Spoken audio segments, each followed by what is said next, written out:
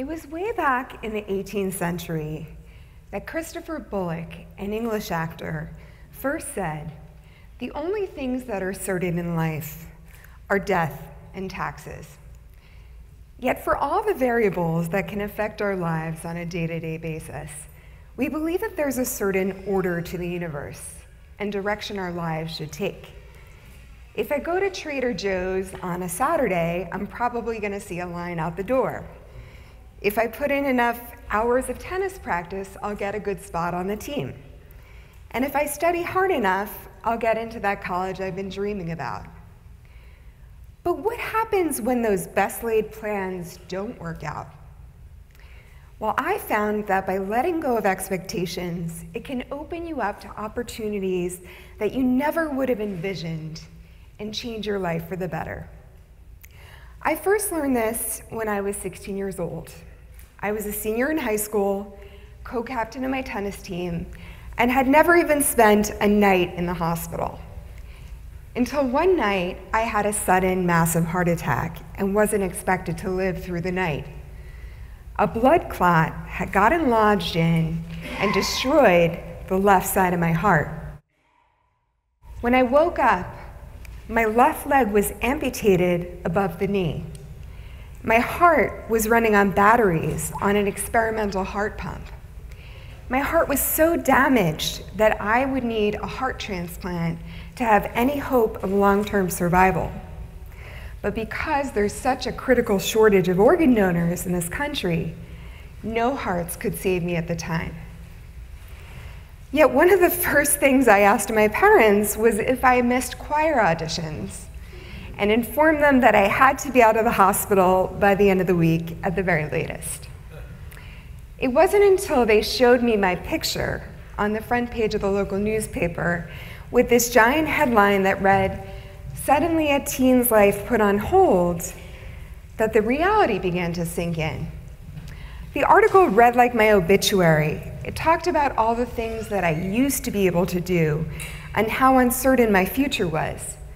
My doctors started talking about getting me fitted with an artificial leg and getting a shower chair for the bathroom. They told me about the heart pump that was implanted within me, and this is what it looked like. It was about the size of a large donut, and it was implanted in my abdomen. It had 2 tubes that connected to the left side of my heart and pumped for the left side because it was destroyed. It had a tube that went outside my stomach and connected to 2 large batteries that I had to change every 2 to 4 hours. And anyone who was around me, whether it was my parents or my teachers or my 16-year-old friends or my 12-year-old brother, had to learn how to change my batteries and how to manually pump my heart in the event that this pump failed. And that's when I realized my life was never going to be the same again. What caused the clot is still unclear. It wasn't cholesterol related. I was very healthy and active. I didn't drink. I didn't smoke. I had never touched drugs in my life. I did everything right. This wasn't supposed to happen. And I remember watching MTV Spring Break on the hospital TV, staring at the girls in bikinis, wondering, would I ever be able to wear one again? Would people see me as an invalid? Would guys even want to date me anymore? And what about my future? I'd been busy applying to colleges, but what if I didn't get the transplant in time? Plus, I had big plans to be in the school musical and go on the class trip to Florida. And of course, I wanted to attend the senior prom. There were days of tears and frustration and anger. But ultimately, I realized no matter how frustrated I was, I couldn't change my past. My life might have been derailed, but it wasn't over. Against all odds, I was alive, but I had a new reality and I had to figure out what to do about it. In physical and occupational therapy, I had to relearn how to do certain tasks that I'd always taken for granted, like getting around the kitchen with a set of crutches, or getting up from the floor using only one leg. And I got fitted with an artificial leg, which you can see in the photo, and had to relearn how to walk by pressing the toe to get the knee to bend. And something inside of me started to click. I realized I could still do the things that I wanted to do. I just had to be a little more creative about it. It was like resetting a script that I had laid out for myself. And that was how I started reclaiming my life. Once I freed myself up to be more open about my life direction, things started happening. I started to get calls from the media to share my story, and I had to make a decision about how public I wanted to be about it. Some people, for example, suggested that I not publicize anything about my amputation. But for me, being open about my story was a way to not just accept, but to own my new reality. I'd heard about friends who were afraid to see me because they were worried that I'd changed. And I could have taken the year off and withdrawn, mourning the loss of my old self, and I would have been miserable. And the last thing that I wanted was pity. But instead, I could show my friends that I was comfortable with who I was, that I wasn't ashamed, that I was the same person with a few extra robot parts added in. Owning my new reality also gave me a chance to reframe what some could have seen as a tragedy into an opportunity to educate others in a positive way. And I started to get requests to speak at different events. Now, the irony is I'd always wanted to pursue a career in public speaking, and this wasn't exactly the way that I had envisioned it happening, but it opened the door to pursue my dream. The first speech that I spoke at was an elementary school program called Everybody Counts. And the idea was to show them what it was like to live with a disability. So I brought in my wheelchair and I showed them my titanium leg. And at the end of my speech, instead of shying away from someone who was different, many of them ran up to give me a hug.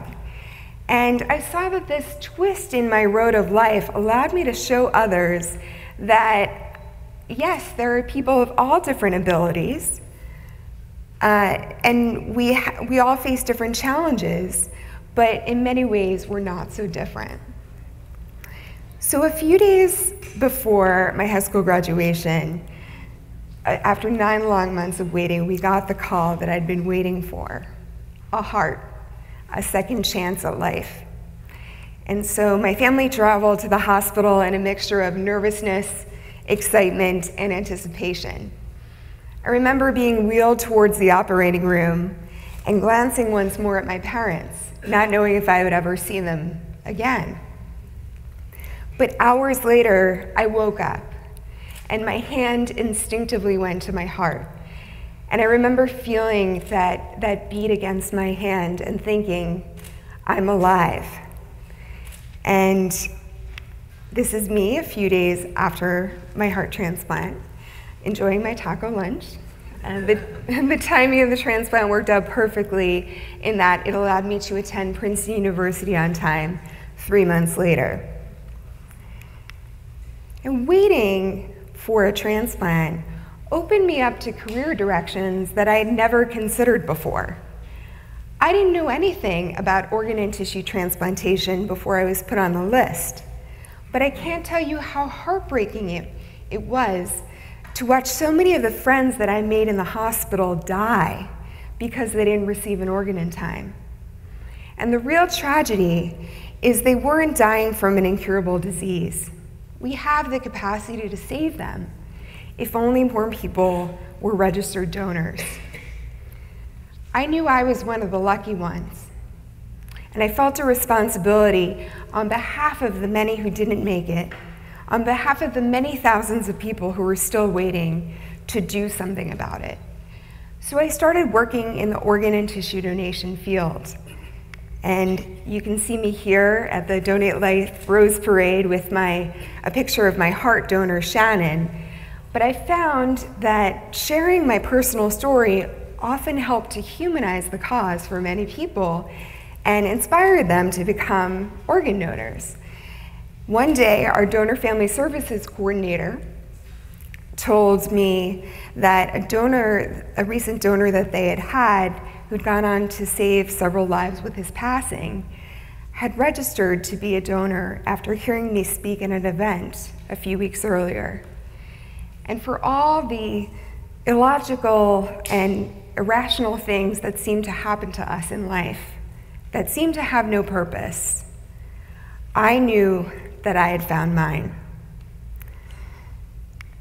But life still had some surprises in store. And I learned this again when I went through cancer 3 times. Cancer to me was equated with death. It was the first thing that I thought of every morning when I woke up. It was a nightmare that I just couldn't shake. But once I got over the initial shock and grief of each diagnosis, I created a plan B for myself each time.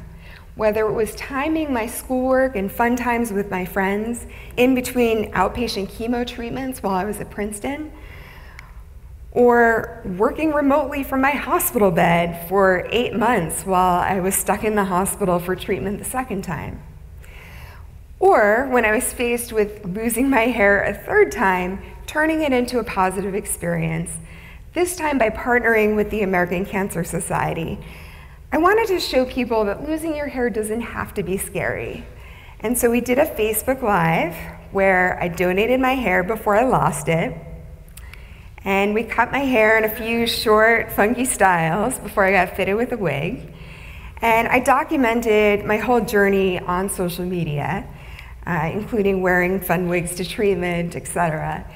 But all of these experiences led me to become an ambassador for many different causes to advocate for cancer research on behalf of my fellow fighters out there. So you might be thinking, okay, so she's had a heart attack, a heart transplant, a leg amputation, and 3 bouts of cancer. And now comes the big happy ending. But life doesn't always work that way. It's full of ups and downs and curveballs, and we have to figure out how to manage them. And when that happens, here's what I've learned. Own your reality. The sooner that you can accept that things have changed, it allows you to take charge of your story, and instead of dwelling in the past. Be creative. Just because you hit an obstacle on the road doesn't mean you need to give up on your goals completely, but you may need to let go of your previous expectations on how to achieve them. There's always another way. Be open to opportunities. Life can lead you in directions that you never expected, that you find even more fulfilling. And it may even give you the opportunity to give back to the world in many ways and help others who are going through similar struggles. And finally, know that you're not alone, because we are all going through these struggles. What I went through was more visible, outwardly visible than a lot of people, but even the most confident people feel self-doubt, go through plan A and plan B and plan C, and that's okay. We all go through it. So I would like to leave you with this final slide, which I feel like is a good metaphor for life. It's a picture that I took from a Brooklyn rooftop, and you can see Manhattan in the distance in the middle of a rainstorm. Because there are going to be times in your life that you feel absolutely rained on with no end in sight. It won't last forever, but it won't be the last time that you feel this way. But you can take comfort in knowing in this strange and beautiful and highly unpredictable world, a beautiful sunset is also never far away. Thank you very much.